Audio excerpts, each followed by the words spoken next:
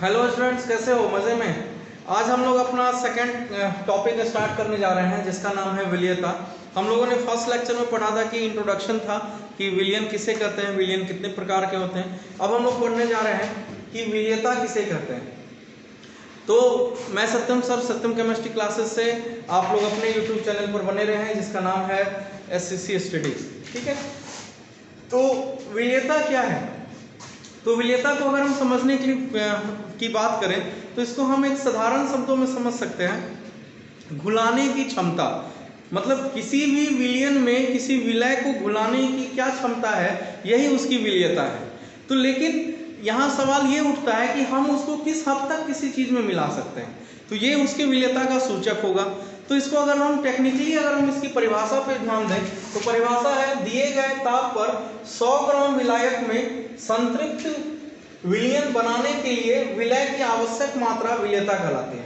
मतलब अगर हम 100 ग्राम का विलायक लिए, मान लो 100 ग्राम हम पानी लेते हैं, अब इस 100 ग्राम पानी में हम चीनी मिलाना स्टार्ट किए। अब हम इसमें चीनी मिला रहे हैं और हम चीनी मिलाते जा रहे हैं, मिलाते जा रहे हैं, मिलाते जा रहे हैं, विलियता हो रहा है, घुल रहा है, घुल रहा है, घुलने की क्षमता है इस विलायक में। मतलब ये जो जल है ये इस चीनी को घुलाया जा रहा है। लेकिन एक समय ऐसा आएगा कि अब ये चीनी इसमें नहीं घुलेगा। अब जब चीनी इसमें नहीं घुलता है तब जो वो विलयन की स्थिति होती है, इसी को हम लोग बोलते हैं संतृप्त विलयन। ठीक है, तो संतृप्त विलयन हम किसे कहेंगे कि संतृप्त विलयन वैसा विलयन जिसमें विलय की मात्रा घुलनशील ना हो। ठीक है, मतलब उसमें इतना विलय मिला दिया गया है कि वो संतृप्त विलयन हो गया। तो हम ये कह सकते हैं कि संतृप्त विलयन में जो विलय की मात्रा है वो अधिक होती है, अधिक नहीं अत्यधिक होती है। ठीक है, और अगर हम असंतृप्त विलयन की बात करें तो उसमें विलय की मात्रा क्या होगी? अत्यधिक नहीं होगी। तो यहाँ पर संतृप्त विलयन में विलय की मात्रा क्या होती है? अत्यधिक होती है। तो हमको तब तक उसमें किसी चीज को घुलाना है जब तक वो संतृप्त विलयन नहीं बन जाए। अगर हम 100 ग्राम के लिए स्टैंडर्ड बात कर रहे हैं तब, तो उस स्थिति में उस विलयन में हम उसे उस विलयन की विलियता करते हैं। ठीक है, तो हमको विलियता के लिए दो चीजों में पढ़ना है कि सॉल्यूशन, यानी कि विलयन बहुत प्रकार के होते हैं कि ठोस द्रव का विलयन होता है, द्रव द्रव का विलयन होता है और गैस द्रव का विलयन होता है। ये मुख्यतः 3 विलयन के प्रकार हैं। तो हमको ठोस की द्रव में विलियता पढ़नी है। ठोस की द्रव में विलियता का अर्थ यह है कि ठोस की मात्रा हम लेंगे कम और द्रव की मात्रा लेंगे अधिक। तो अगर हम अधिक द्रव की मात्रा लेते हैं तो इसके लिए हम जल मान लेते हैं, और कम तो नमक मान लेते हैं। यानी कि नमक का पानी में घुलने का जो प्रक्रिया है, जो प्रोसेस है, उसमें क्या क्या प्रभाव हो सकता है। क्या हमेशा नमक पानी में घुलेगा या नमक किसी और व्यंजन में भी घुल सकता है या नहीं घुल सकता है। अब आगे हम लोगों को पढ़ना है गैस द्रव में। गैस मान लेते हैं CO2 गैस की मात्रा कम, द्रव मान लेते हैं H2O। यानी कि CO2 गैस का H2O में घुलने पे क्या क्या प्रभाव पड़ सकता है। तो हमको ये दो चीजों के लिए पढ़ना है कि ठोस की द्रव में विलियता का क्या प्रभाव है और गैस की द्रव में विलियता का क्या प्रभाव है। तो पहले हम लोग पढ़ेंगे ठोस की द्रव में विलियता पर क्या क्या प्रभाव पड़ता है। ठीक है, ये आप लोग स्क्रीनशॉट लेना चाहें तो लिख सकते हैं। तो मैं यहाँ लिख रहा हूं ठोस की द्रव में विलियता को प्रभावित करने वाले कारक। तो कौन कौन से कारक हैं जो प्रभावित करेंगे? बहुत सारे टीचर, बहुत सारे बुक में इन दोनों चीजों को मिलाकर पढ़ा दिया गया है, लेकिन मैं अलग अलग पढ़ा रहा हूं कि इसका अलग प्रभाव होता है और इसमें अलग प्रभाव है। इसमें टेम्परेचर बढ़ाने पर घटता है, इसमें टेम्परेचर बढ़ाने पर विलियता घटती भी है और बढ़ती भी है। तो इसलिए मैंने दोनों को अलग अलग रखा है। देखते हैं कि ठोस की द्रव में विलियता क्या क्या प्रभाव। पहला है अवयवों की प्रकृति। अवयव मतलब आपको पता है कि मैं किसके बारे में बात कर रहा हूं? विलय तथा विलायक। अवयवों की प्रकृति क्या है? ठीक है। दूसरा है तापमान का क्या प्रभाव है। तीसरा है दाब का क्या प्रभाव है। इस 3 प्रभावों को देखना है। एक बार आप लोग स्क्रीनशॉट ले लें, फिर हम आगे बढ़ेंगे।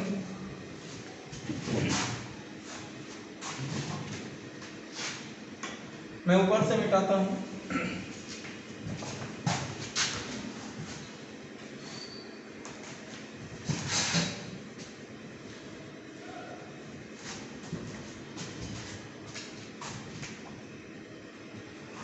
चलिए अब सबसे पहला देखते हैं कारक है अवयवों की प्रकृति। ठीक है, इसके लिए एक सबसे अच्छा सिद्धांत आता है समान को घोलता है।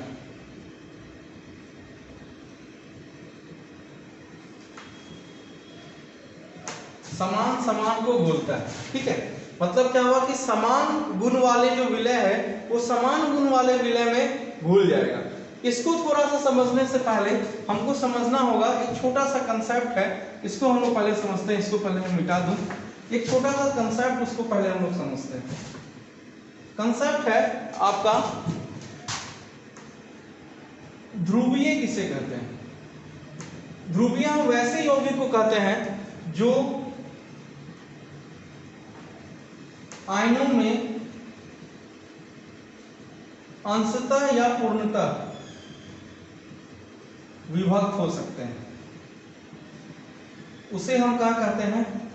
ध्रुवीय यौगिक कहते हैं। ठीक है, अभी फिलहाल के लिए इतना ही कि जो आयनों में पूर्णतः या अंशतः विभक्त हो सकते हैं, यानी कि टूट सकते हैं, उसे हम कहते हैं, क्या कहते हैं? ध्रुवीय यौगिक। जैसे NaCl, Na+Cl माइनस में टूट गया, HCl, H+Cl माइनस में टूट गया। और भी देखेंगे चीनी को कोई भी नहीं कहता है कि वो ध्रुवीय है, लेकिन मैं कहता हूँ वो ध्रुवीय है, क्योंकि जब हम लोग बायोमोलिक्यूल्स पढ़ेंगे वहाँ डिटेल में पढ़ेंगे कि COOH जो बॉन्ड है उसमें ऑक्सीजन की विद्युत ऋणात्मकता अधिक होने के कारण उस पर ध्रुवीय गुण आता है। ठीक है, तो अब बात करते हैं अध्रुवीय। अध्रुवीय हम उसे कहते हैं जो आयनों में विभक्त नहीं होते हैं।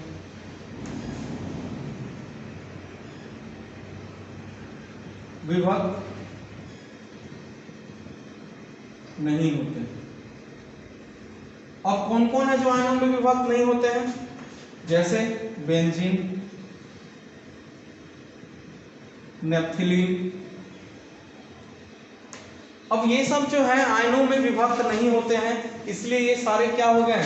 अध्रुवीय। CCl4, कार्बन टेट्राक्लोराइड, ये सभी क्या है? अध्रुवीय यौगिक है। यानी कि ध्रुवीय यौगिक हम उसे कहेंगे जो आयनों में विभक्त होते हैं, और जो आयनों में विभक्त नहीं होते हैं वो क्या हो जाएंगे? अध्रुवीय यौगिक। ठीक है, अब इसी के सिद्धांत के आधार पर विलय और विलायक को बांटा गया। तो विलय को अपनी प्रकृति के आधार पर दो भागों में बांटा जाता है। विलय यानी कि कम मात्रा। ठीक है, एक ध्रुवीय विलय, एक अध्रुवीय विलय। तो हम ध्रुवीय विलय की श्रेणी में किसे रखेंगे? ध्रुवीय विलय किसे कहेंगे? वैसा विलय जो कि ध्रुवीय यौगिक हो, जैसे नमक, NaCl, HCl, चीनी, ग्लूकोज, ये सभी क्या हो गए? ध्रुवीय यौगिक हो गए। अध्रुवीय यौगिक में हम किसको रखेंगे? वैसा यौगिक जो कम मात्रा में मिलाया जाए, लेकिन उसमें गुण क्या हो? अध्रुवीय का मतलब वो आयनों में विभक्त नहीं होने चाहिए। जैसे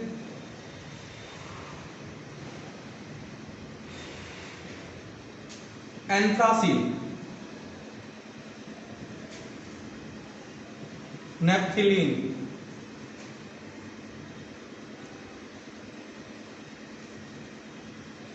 ये सब क्या है? आपके अध्रुवीय यौगिक हैं। अब बात करते हैं विलायक की, यानी कि जो घोल सकता है। ध्रुवीय, अध्रुवीय।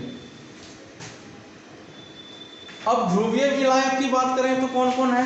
मतलब वैसा विलायक जो कि आयनों में विभक्त हो सकता है और वो विलायक स्थिति में, मतलब कि विलायक मतलब जो किसी को घुलाने की क्षमता रखता हो। तो कौन कौन है? जैसे आप रख सकते हैं H2O, सबसे अच्छा एग्जांपल है। H2SO4 ये सब आयन में टूटते हैं। अध्रुवीय विलायक जैसे बेंजीन जो आयन में नहीं टूट सकते, CCl4, किरासन तेल, ये सब आपके अध्रुवीय विलायक हो गए। ठीक है, विलायक का अर्थ समझ में आ गया, जिसकी मात्रा कम हो। विलायक का अर्थ समझ में आता है जिसकी मात्रा अधिक हो। ठीक है, विलयन में जिसकी मात्रा अधिक है वो आपका हो गया विलायक, विलयन में जिसकी मात्रा कम है वो हो गया विलय। ठीक है, लिख लें आप इसको, एक स्क्रीनशॉट ले लो, फिर आगे बढ़े।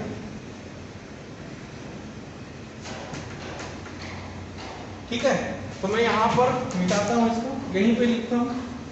मतलब ये जो सिद्धांत है मेरा, ये सिद्धांत क्या कहना चाह रहा है? ये सिद्धांत कहना ये चाह रहा है कि जो ध्रुवीय गुण होगा, मतलब जो ध्रुवीय विलय है, ध्रुवीय विलय ध्रुवीय विलायक में घुलेगा। ठीक है, ध्रुवीय विलय किसमें घुलेगा? ध्रुवीय विलायक में घुलेगा। और जैसे ध्रुवीय विलय मान लेते हैं हम लोग NaCl, तो आपको पता है कि NaCl और ध्रुवीय विलायक मान लेते हैं H2O, तो NaCl H2O में क्या होता है? आसानी से घुल जाता है। उसी तरह से अध्रुवीय विलायक में कौन घुलेगा? अध्रुवीय विलय। तो अध्रुवीय विलय कौन कौन हो सकता है? नेप्थिलीन। यानी कि नेप्थिलीन को अगर हम पानी में घुलाएंगे तो नेप्थिलीन नहीं घुलेगा। क्यों? क्योंकि नेप्थिलीन क्या है? अध्रुवीय है और पानी क्या है? ध्रुवीय, तो दोनों आपस में नहीं घुलेगा। लेकिन आपका जो अध्रुवीय विलायक, जैसे बेंजीन में अगर हम नेप्थिलीन को डाल दें, अगर हम बेंजीन में नेप्थिलीन को डाल देते हैं तो आसानी से घुल जाएगा। क्यों? क्योंकि बेंजीन भी क्या है आपका? अध्रुवीय विलायक, और नेप्थिलीन क्या है? अध्रुवीय विलय, दोनों आपस में क्या होगा? मिल जाएगा। अब यहाँ पे ऐसा कंसेप्ट मत लगा देना कि लड़का लड़के से शादी कर सकता है, लड़की लड़की शादी कर सकती है। ये वो वाला गुण का चर्चा नहीं हो रहा है, यहाँ पे विलय और विलायक के अपने गुणों की चर्चा है। ठीक है, तो ये आपका पहला था जो प्रभावित करता है कि हम किसी को किसी में भी नहीं घुला सकते। ठीक है, चलिए अब आगे बढ़ते हैं हम लोग। आगे है हम लोगों का दूसरा तापमान। ठीक है, इसको मिटा देते हैं एक बार। स्क्रीनशॉट ले लिए होंगे आप लोग। चलिए आगे बढ़ते हैं हम लोग तापमान पर। तापमान में सामान्यतः सबको लगता है कि तापमान बढ़ाएंगे तो विलयता बढ़ जाएगी, लेकिन इसमें ऐसा नहीं है। इसमें कुछ अंतर है, वो निर्भर करता है कि आपके विलयन बनने की प्रक्रिया क्या है। ठीक है, तो पहला हम मान लेते हैं ऊष्माक्षेपी प्रक्रिया। ऊष्माक्षेपी प्रक्रिया, अगर आपका विलयन ऊष्माक्षेपी प्रक्रिया मतलब इसमें ऊर्जा उत्सर्जित होती है। ठीक है, अगर आपका ऊष्माक्षेपी प्रक्रिया से बना है तो तापमान बढ़ाने पर विलयता घटती है। बढ़ाने पर विलयता घटती है। मतलब अगर हम ऊष्माक्षेपी प्रक्रिया में अगर हम तापमान को बढ़ाएंगे तो तापमान बढ़ाने पर क्या होता है कि विलयता घट जाएगी। ठीक है, और दूसरा है ऊष्माशोषी प्रक्रिया। ऊष्माशोषी प्रक्रिया यानी कि इंडोथर्मिक प्रोसेस में ऊर्जा अवशोषित होती है। तो अगर विलयन तैयार करने में आपकी ऊष्मा अवशोषित होती है तो इस स्थिति में जो विलयता है वो तापमान बढ़ाने पर विलयता बढ़ती है। मतलब उल्टा है, अगर हम इसमें तापमान बढ़ाएंगे तो विलयता घटती है, अगर हम तापमान बढ़ाएंगे तो विलयता घटती है। इसका एग्जांपल जैसे NH4Cl को अगर हम किसी में मिलाते हैं और तब अगर तापमान बढ़ाएंगे तो उसकी विलयता घट जाएगी। और जैसे CaO सबसे अच्छा उदाहरण है, जब हम CaO को, कैल्शियम ऑक्साइड को, जब तुम्हारे घर में चूना ऊना होता है तो उसमें पानी में जब हम इसे मिलाते हैं तो देखते हो कि पूरा पानी खौलने लगता है। मतलब ये ऊष्माक्षेपी प्रक्रिया है, ऊष्मा उत्सर्जित हो रही है, बाहर निकल रही है। उस स्थिति में क्या होता है कि जो ऊष्मा का मान है वो काफी ज्यादा उत्सर्जित होता है और जो विलेयता है उसकी क्या होती है, घटती है। ठीक है, इसलिए हम इसको मिलाने के लिए किसी टेम्परेचर वगैरह का उपयोग नहीं करते, तापमान बढ़ाने का। मतलब तापमान बढ़ाने पर विलेयता क्या होती है, इसमें घट जाती है। ठीक है, एक बार स्क्रीनशॉट ले लो तुम लोग सब, मैं पानी पी लूं जरा।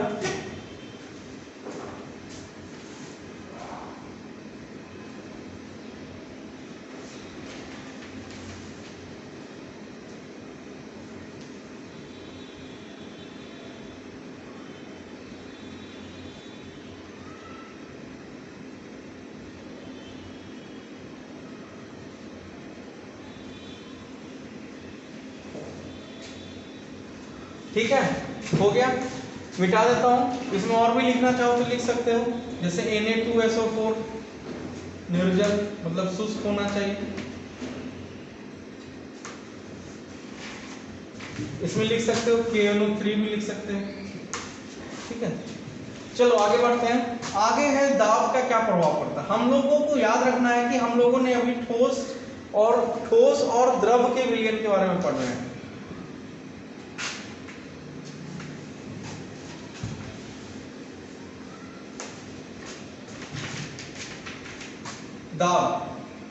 दाब का प्रभाव क्या होता है कि कोई प्रभाव नहीं होता,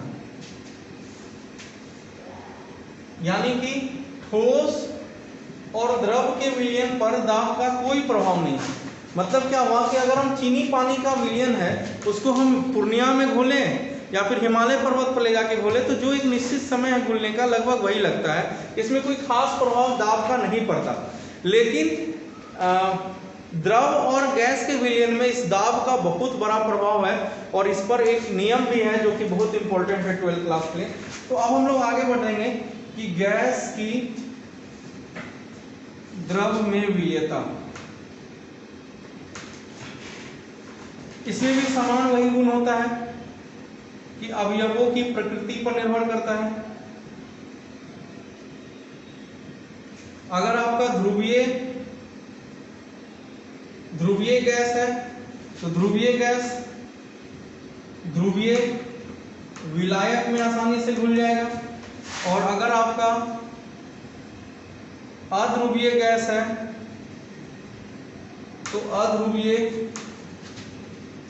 विलायक में आसानी से घुल जाएगा। मतलब ये हुआ कि ध्रुवीय गैस ध्रुवीय विलायक में घुलेगा, जो पहले नियम था समान को घोलता है। तो वैसे गैस की द्रव में जो विलयता है वो अत्यधिक होती है। ऑक्सीजन पानी में आसानी से घुला रहता है, इसीलिए पानी में रहने वाले जो जीव है, जो समुद्री जीव है, वो आसानी से जिंदा रह पाते हैं, नहीं तो अनर्थ हो जाता।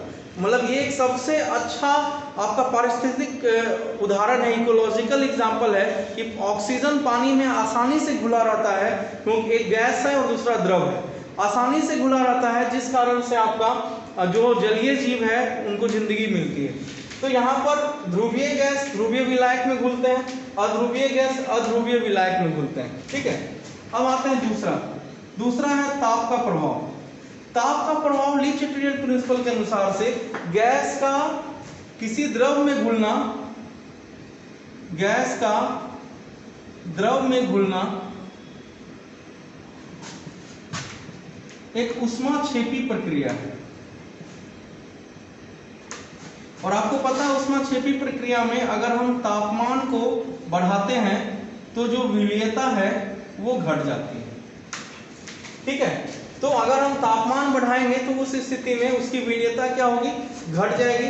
मतलब गैस का द्रव में घुलना एक ऊष्माक्षेपी प्रक्रिया है, जिस कारण से तापमान अगर हम बढ़ाएंगे गैस को द्रव में घोलने के लिए तो उसकी विलयता क्या होगी, घट जाती है। विलयता क्या होती है उसकी, घट जाती है। एक बार स्क्रीनशॉट ले लो इसका, फिर आगे बढ़ते हैं।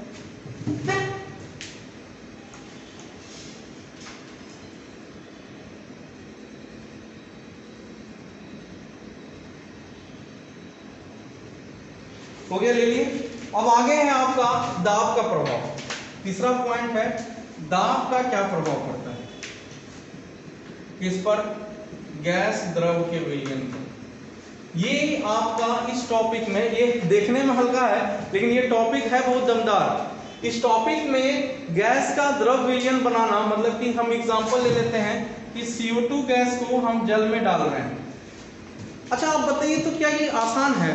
हमने CO2 गैस लिया, उसको पानी में डाल दिया, CO2 गैस क्या उस पानी में घुस जाएगा? नहीं घुसेगा, CO2 गैस ऊपर चला जाएगा। तो फिर ये कोल्ड ड्रिंक में कैसे घुसा रहता है CO2 गैस पानी के अंदर?